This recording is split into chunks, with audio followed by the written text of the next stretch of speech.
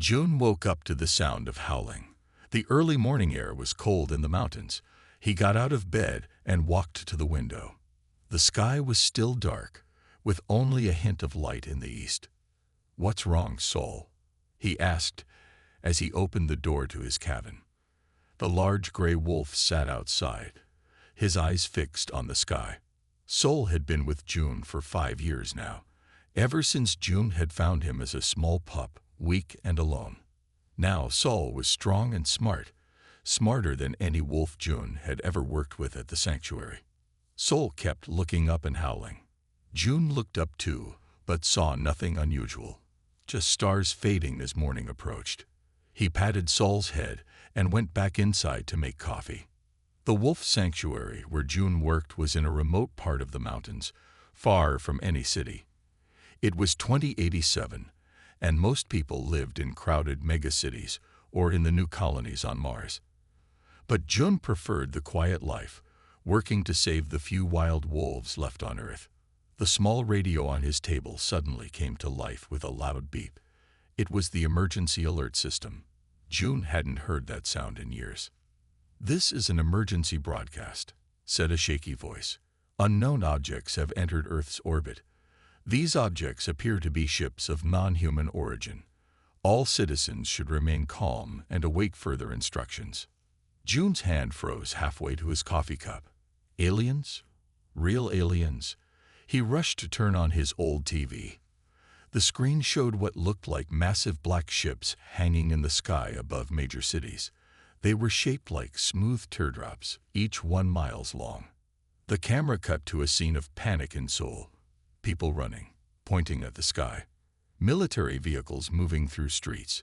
Then the broadcast cut out completely.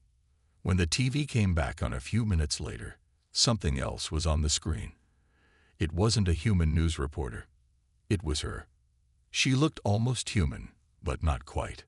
Her skin had a slight pattern of scales. Her eyes were large and an impossible shade of violet. Her head was framed by what looked like a crown made of bone. "People of Earth," she said in perfect, unaccented speech, "I am Queen Mireille of the Dray. We have come to offer you our protection and guidance. Your world is now under our care." Her voice was beautiful but cold. It made June shiver. "Resistance is unnecessary," she continued. "We have studied your weapons. They cannot harm us. We have studied your leaders. They cannot stop us. Accept our rule, and you will prosper." The broadcast cut back to human news anchors who looked pale and scared. They reported that the alien ships were now positioned above every major city on Earth. World governments were trying to make contact, but the aliens weren't responding to any messages except to repeat their announcement. June walked back outside where Sol was still howling at the sky. He put his arm around the wolf's thick neck. "What do you think, boy? Should we be worried?" Sol stopped howling and looked at June with his intelligent yellow eyes. Then he growled, a deep, threatening sound June had rarely heard from him. Over the next few days, June watched the news whenever the signal was strong enough. The aliens, the Dray, had landed small ships in major cities. They looked mostly human, like their queen, but moved with strange grace. They said they came in peace, but their ships' weapons remained pointed at Earth's cities. World leaders argued about what to do. Some wanted to fight. Others wanted to welcome the aliens. Most seemed too afraid to do anything. A week after the Dray arrived, Jun noticed that his supplies were running low. He would need to go to the nearby town soon for food and medicine for the wolves. As he prepared for the trip, Sol refused to leave his side, always watching the sky. Jun didn't know it yet, but the real danger hadn't even begun. 3 months passed since the arrival of the Dray. People began to adjust to the alien presence. The ships still hung in the sky, but life went on. Some even said the aliens were not so bad. Jun didn't trust them. Each time he went to town for supplies, there were more Dray walking among humans. They looked almost human except for their scaled skin and strange eyes. They always smiled, but their smiles never reached their eyes. It was on a cool autumn morning when everything changed. June was feeding the wolves when all the radios and TVs turned on by themselves. Even his old devices that hadn't worked in years came to life. Queen Mireille's face appeared on every screen.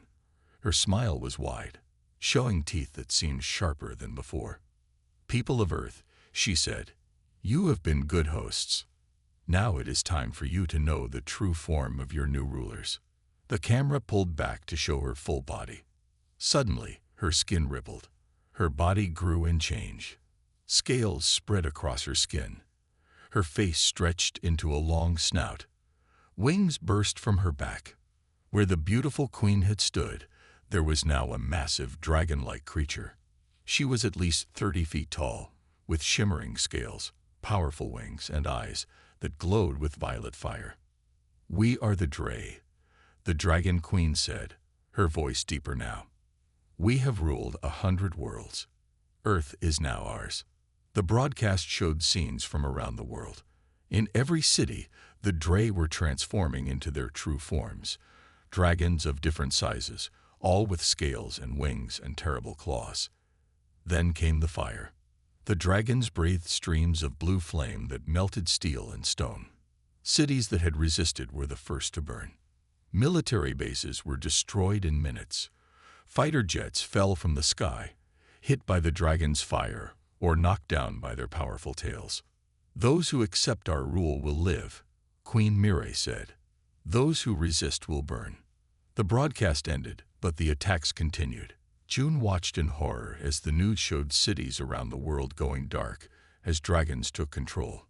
3 days later, June saw the dragons for himself. He was hunting in the forest when he heard screams. He ran to the edge of the trees and looked down at the small town in the valley below. 3 smaller dragons, about the size of buses, were flying over the town. People ran in terror as the dragons circled overhead. Then one of the dragons dove down and grabbed a man in its claws, carrying him away. June wanted to help, but he had only his hunting rifle. He knew it would do nothing against the scaled beasts. As he watched in horror, June felt something brush against his leg. It was Saul. The wolf was not looking at the town. Instead, his eyes were fixed on the dragons, and he was making a sound June had never heard before, part growl, part snarl, but deeper and more threatening. The wolf's fur stood on end. His teeth were bared. He looked ready to attack, not afraid as most animals would be. One of the dragons seemed to notice them on the hillside. It turned in the air and started flying toward them. "Run, Saul," June shouted, turning to flee into the forest. But Saul didn't run away. Instead, the wolf ran toward the approaching dragon, snarling with rage. June couldn't believe what he was seeing. His wolf, though large for his kind, was still much smaller than the dragon. It was suicide. "Saul, no," he yelled. The dragon opened its mouth. Blue flame built up in its throat. But then something strange happened. As Saul got closer, the dragon suddenly pulled back. It shook its head as if confused. The fire in its throat died out. The dragon made a sound like a hiss, then turned and flew back to join the others. Saul stopped at the edge of the forest, watching as the dragons finished their attack on the town and flew away. Then he turned and trotted back to June, looking oddly satisfied. June stared at his wolf in wonder. What had just happened? A week after the dragon attack on the town, June was checking the fence around the wolf sanctuary. Winter was coming, and he needed to make sure the wolves would be safe. Food was getting harder to find. The Dray had changed everything. As he worked, Saul started to growl. The wolf was looking toward the forest, ears forward, body tense. "What is it, boy?" June asked, reaching for his rifle. He feared it might be dragons. Instead, a woman stumbled out of the trees. She wore torn clothes and looked exhausted. When she saw June, she froze like a deer. "Please," she said, "help me." June lowered his gun. "I won't hurt you. Are you running from the dragons?" The woman nodded. She was thin but had strong eyes. "My name is Eon. I was a scientist in Seoul. I've been hiding in the mountains for 3 days." June took her to his cabin. He gave her food and water while Saul watched from the corner with curious eyes. "The dragons are everywhere now," Yun said. "They destroyed my lab and killed everyone. I only escaped because I was in the basement when they came." "Why did they attack your lab?" June asked. Yun looked down at her hands. "We were studying them. After they first came, my team collected samples from places they had been. We wanted to understand what they were." "And did you find anything?" June asked. "Yes," Yun said. "We found something important." She looked at Saul. "Is that your wolf?" "His name is Saul. I've raised him since he was a pup." Yun's eyes widened. "A wolf. That's perfect. I need to show you something." From her pocket, she pulled out a small metal box. Inside was a vial of clear liquid. "This is why the dragons destroyed the lab. They found out what we discovered." She held up the vial. "The dragons have a weakness. They can't stand the smell of wolf."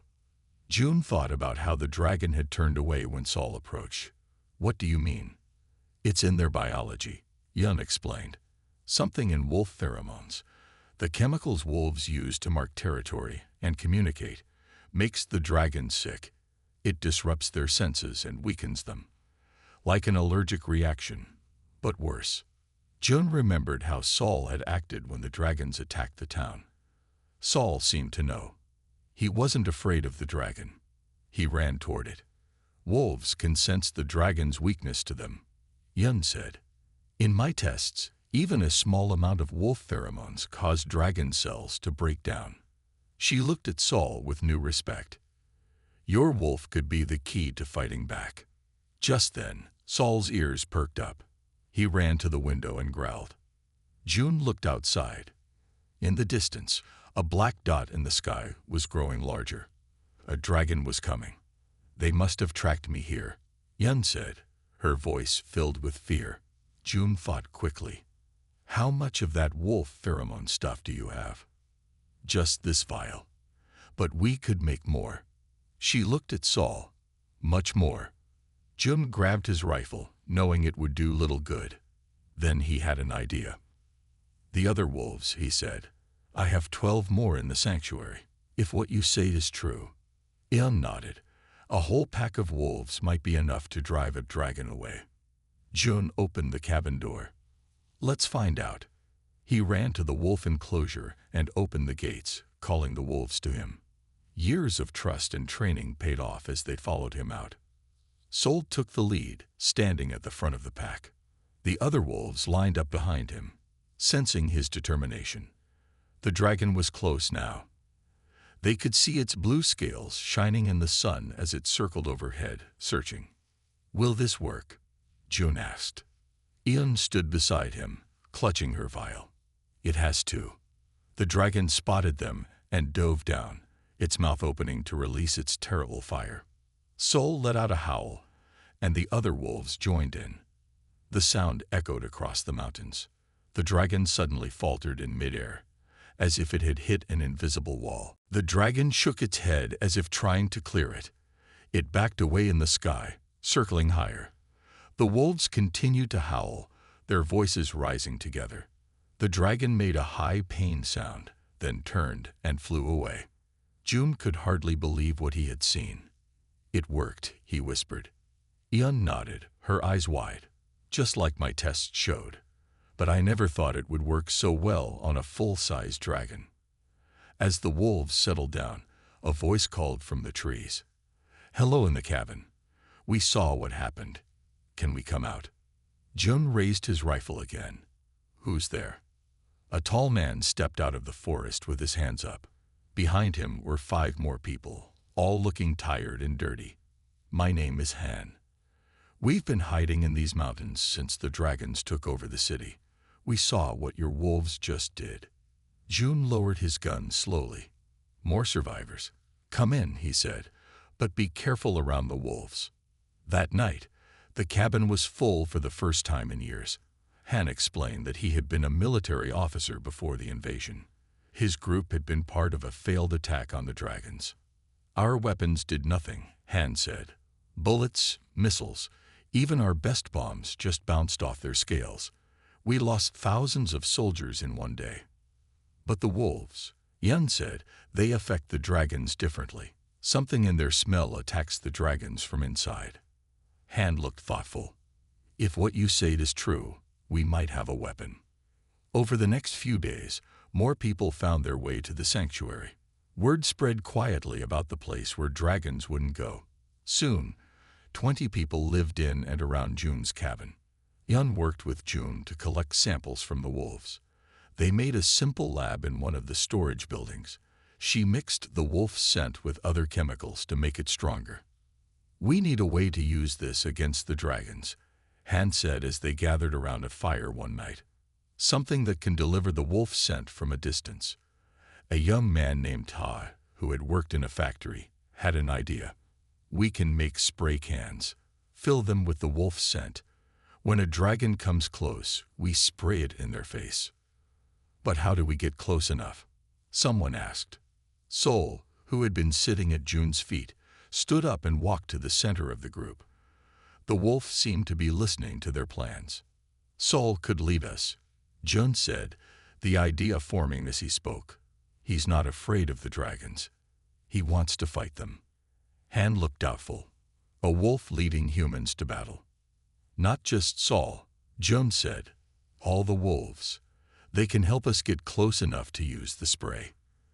That night, as most of the group slept, June's old radio crackled to life. It was a broadcast from Queen Marae herself. People of Earth, her voice said, some of you still resist. This is foolish. In 1 week, I will visit your lands myself. I will travel to what you once called Korea. Any who oppose me will be destroyed. Those who bow will be spared. Han's face grew hard in the firelight.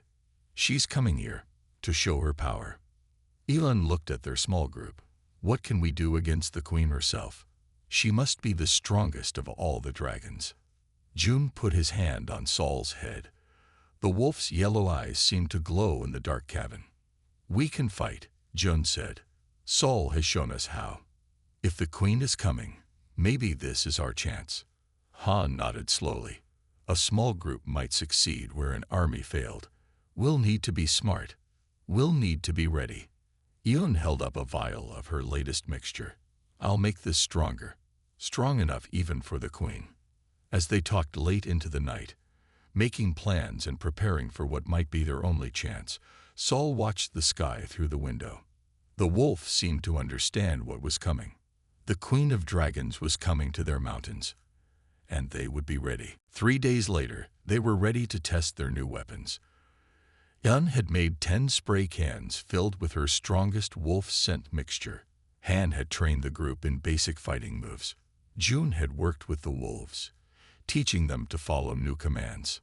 A patrol of small dragons passes through the valley every 2 days, Han said as they gathered at dawn. Today they will come again. We'll be waiting. June knelt beside Sol. You know what to do, right, boy? The wolf looked at him with understanding in his yellow eyes. They hid in the trees near a small clearing. 6 people with spray cans. 4 wolves, including Sol. The rest of the group stayed back at the cabin, making more weapons. The wait was long. The sun climbed high in the sky. Then they heard the sound of wings. 2 small dragons, the kind the Dre called scouts, flew over the trees. They were the size of cars, with green scales that shone in the sunlight. They landed in the clearing, changing to their half-human form to look around. Han gave the signal. Sol led the wolves from the trees first. They moved silently, staying low in the tall grass. The Dre noticed them too late. Wolves, one hissed, starting to change back to dragon form. That was when the humans jumped out, spraying the wolf scent directly at the Dre. The effect was immediate and shocking. The Dre screamed, not a dragon roar, but a high pain sound. They fell to the ground, their bodies shaking. The change to dragon form stopped halfway, leaving them trapped between shapes. Now, Han shouted. Sol was the first to attack. He jumped on the nearest Dre, teeth going for the throat. The other wolves followed. The humans used knives and sticks, striking at the weakened dragons. It was over in minutes. The Dray lay dead on the ground, their strange blood soaking into the earth. Han looked at the dead dragons with wide eyes.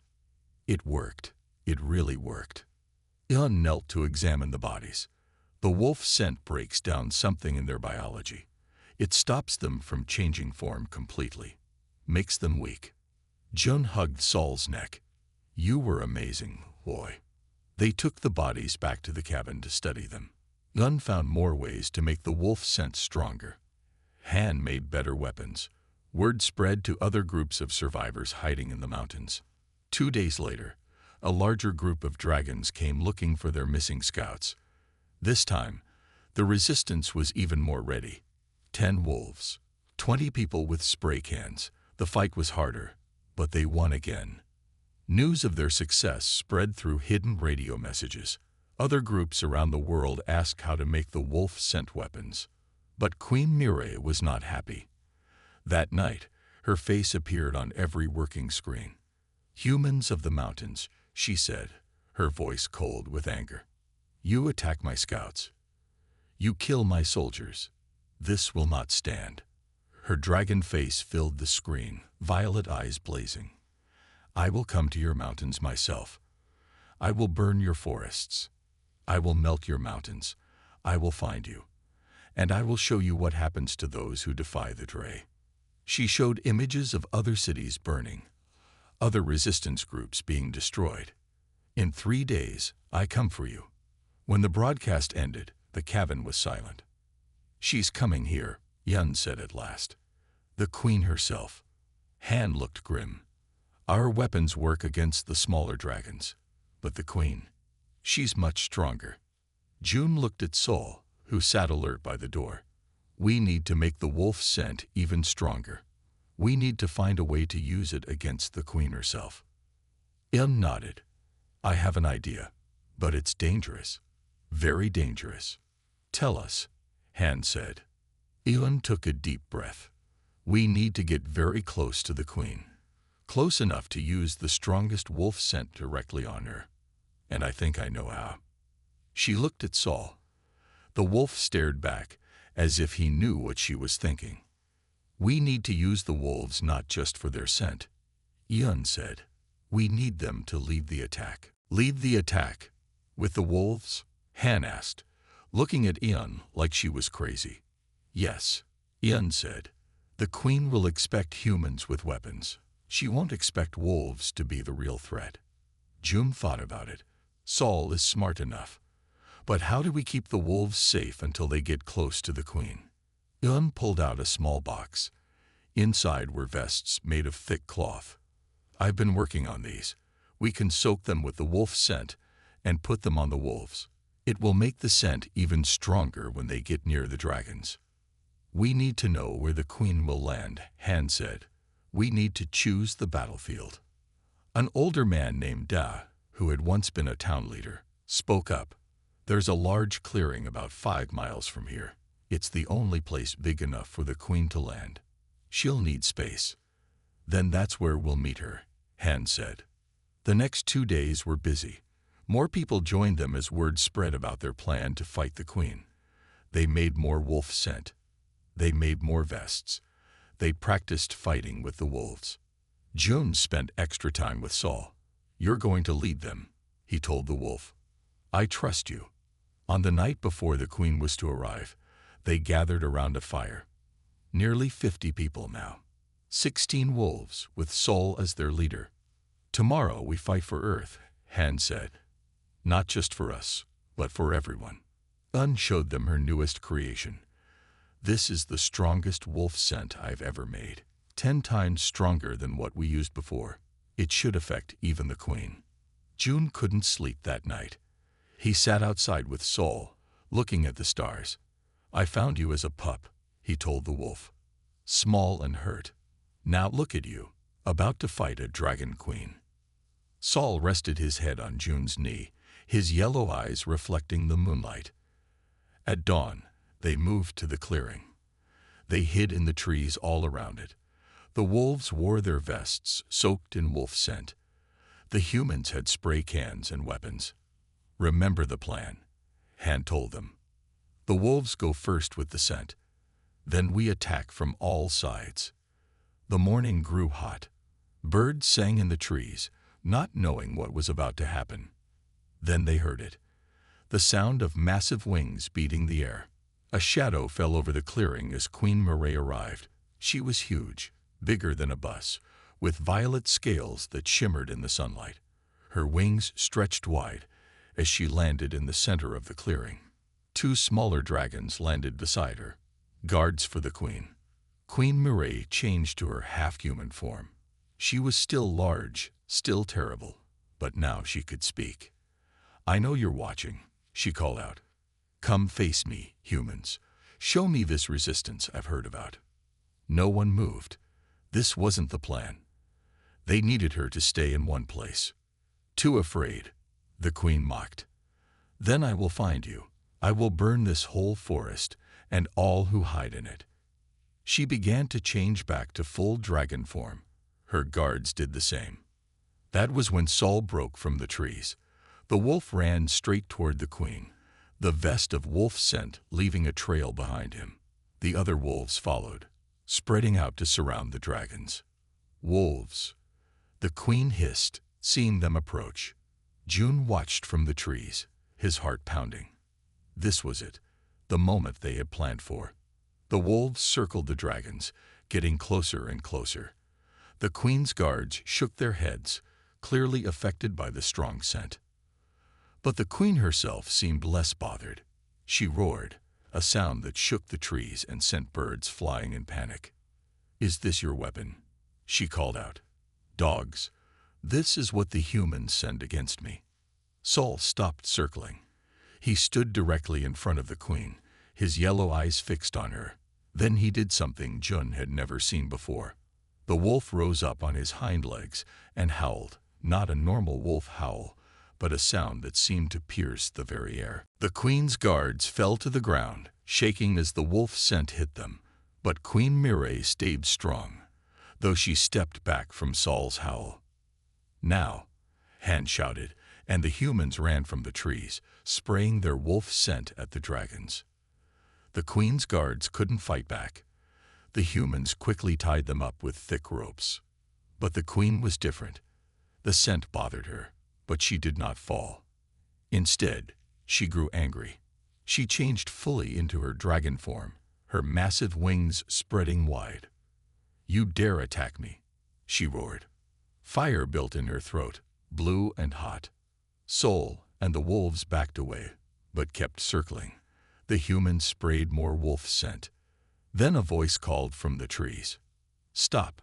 I can help you, Queen Murray." A man stepped out. It was Jin, one of the newer people who had joined them just yesterday. "The wolf scent is made in a building 2 miles north," Jin said, pointing. "Destroy it, and they have no more weapons." "Traitor," Han shouted. The queen looked at Jin. "You serve the Dray now." Jin bowed low. "Yes, my queen. I will show you where to strike." The queen's eyes narrowed. "Show me." Jin started walking north. The queen moved to follow him, her guards still helpless on the ground. "We can't let her reach the cabin," Yun whispered to June. "All our supplies are there." Han pulled out a small radio. "Team 2, the queen is coming your way. The traitor Jin is leading her. Stop them." Team 2 was a group of 20 people hiding halfway between the clearing and the cabin. They had the strongest wolf scent. June, Yun, and the others followed behind the queen, keeping their distance. Saul and the wolves ran ahead, moving through the trees faster than humans could. When they reached Team 2's position, they found a terrible sight. The queen had burned the whole area. Trees were on fire. People lay hurt or dead on the ground. Han ran to an injured woman. "What happened?" Jin warned her. The woman said weakly, "He told her we were waiting. She burned us before we could use the spray." Han's face grew hard. "We have to stop her before she reaches the cabin." They ran through the burning forest. Ahead, They could hear the queen's roars and the sound of trees breaking as she moved. When they reached a small river, they found Sol and the wolves waiting. The wolf looked at June, then turned to a narrow path leading up the mountain, away from the cabin. "He wants us to follow him," June said. "But the queen is going that way." Han pointed toward the cabin. "Trust him," June said. "Sol knows what he's doing." They followed the wolf up the narrow path. It was steep and hard to climb. Behind them, they heard a massive crash as the queen reached the cabin. At the top of the path was a small cave. Sol led them inside. The cave went deep into the mountain. They walked for what seemed like hours, following the wolves in the dark. Finally, they saw light ahead. The cave opened into a large valley hidden in the mountains. There were trees and a small lake. It was beautiful and untouched. "What is this place?" Ian asked. "Sol's secret," June said. "He's brought me here before when we were hunting. No one knows about this valley." They heard the queen's distant roars as she destroyed the cabin, thinking she had won. Han looked at their small group. Many were hurt. Some were missing. "We lost good people today," he said. "The traitor Jin cost us dearly." "But we're not done," June said. "We still have this." He pulled out En's box with the strongest wolf scent. "I kept it with me, not at the cabin," he explained. Ian smiled. "And I have my notes and samples here." She patted her backpack. "We can make more," she said. "And next time, we'll be smarter." Sol came to June's side, pressing against his leg. The wolf looked tired but determined. "The queen thinks she's won," June said, putting his hand on Sol's head. "But she doesn't know about this place. She doesn't know we're still fighting. And she doesn't know about him," Yun said, looking at Sol with new respect. "The wolf who will bring her down." For 5 days, they stayed in the hidden valley. Yun worked day and night making more wolf scent. Han trained everyone to fight better. June worked with the wolves, especially Sol. The wolves seemed to understand what was at stake. They trained harder than the humans, learning new commands and working as a team. On the 6th day, a small drone flew into the valley. At first, everyone panicked, thinking the queen had found them. But it carried a message from other survivors. "The queen has built a throne in the ruins of Seoul," Han read from the message. "She sits there every day, showing her power. Many humans are kept in cages around her throne. She is planning something big." "What is she planning?" Ian asked. "The message says she's building a machine. A big one. No one knows what it does, but dragons are bringing parts from all over the world." June looked at Sol. The wolf had been listening to every word. "We need to stop her," June said. "Whatever she's building, it can't be good for humans." They made a new plan. A better one. This time, they would not fight the queen in the open. They would go to her throne in Seoul. "It's dangerous," Han warned. "The city is full of dragons now." "That's why we'll go at night," Jun said. "Small groups. The wolves will lead us." 2 days later, they left the valley. 30 people, all carrying wolf scent weapons. 16 wolves, each wearing a special vest that Ian had made. They moved at night, hiding during the day. It took 3 days to reach the edge of what had once been Seoul. The city was changed. Many buildings were burned. Strange new structures rose into the sky, made of a black material that seemed to glow slightly in the dark.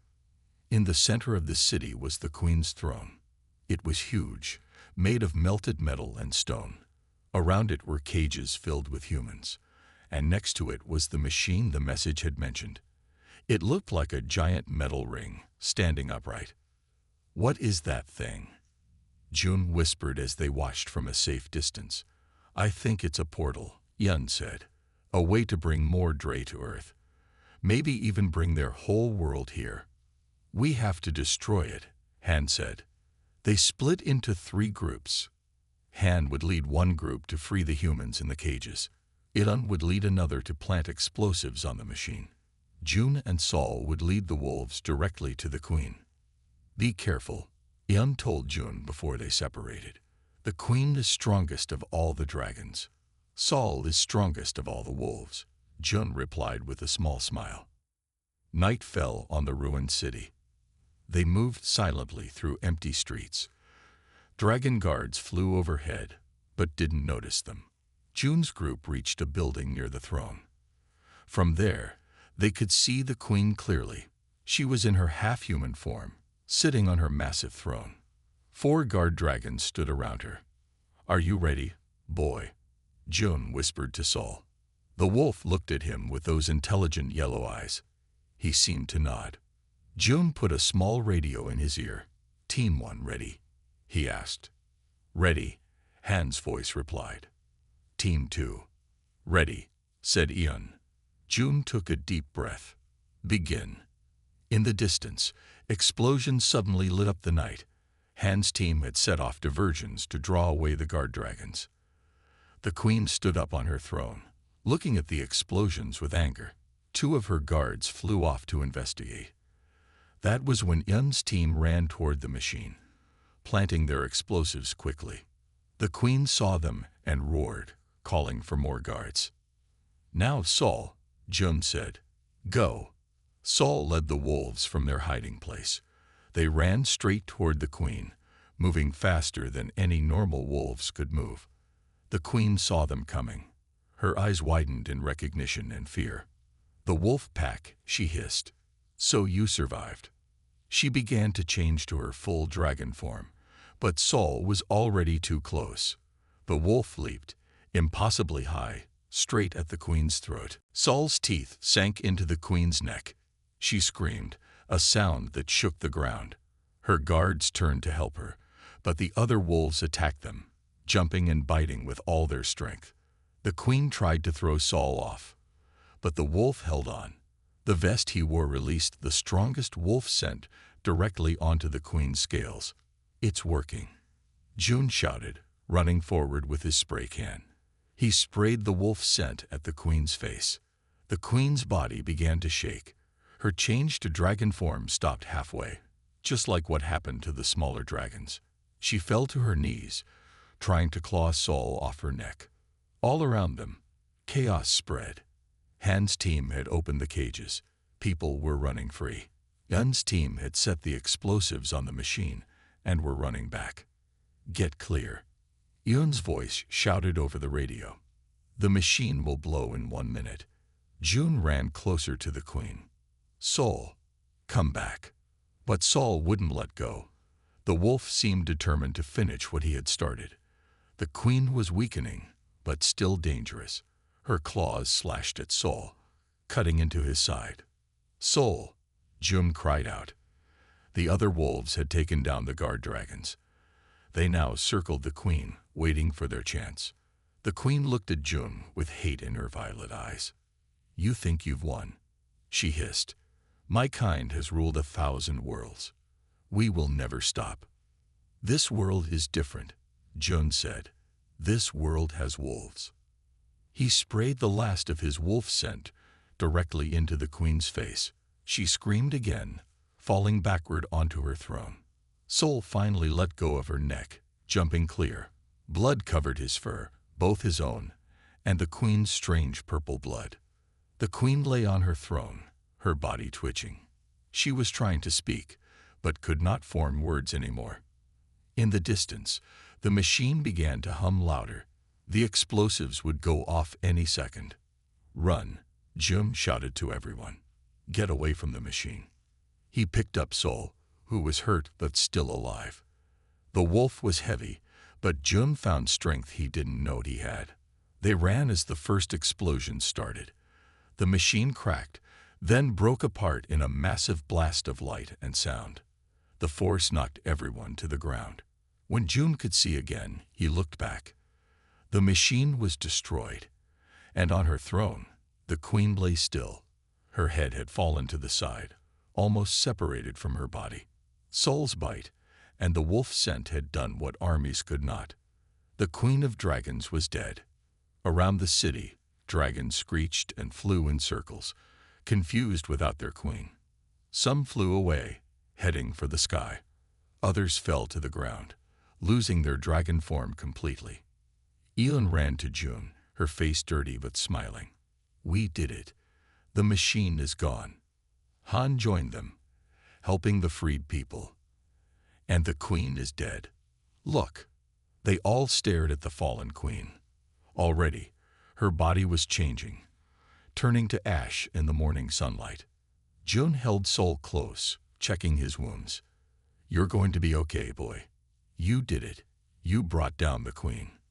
Sol licked June's hand weakly, but his yellow eyes were bright and clear. In the days that followed, news spread around the world. The Dragon Queen was dead. Her machine was destroyed.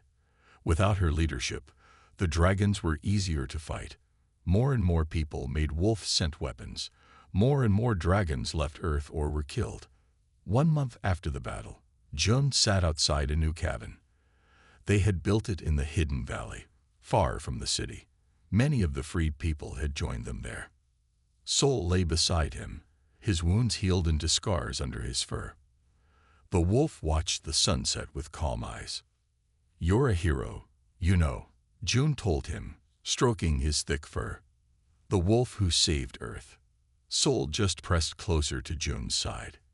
In the trees nearby, the other wolves began to howl as darkness fell. Sol joined them, his voice rising with theirs. It was a sound of victory, and a warning to any dragons who might think of returning. Earth belonged to the wolves now, and to the humans wise enough to stand with them. The end.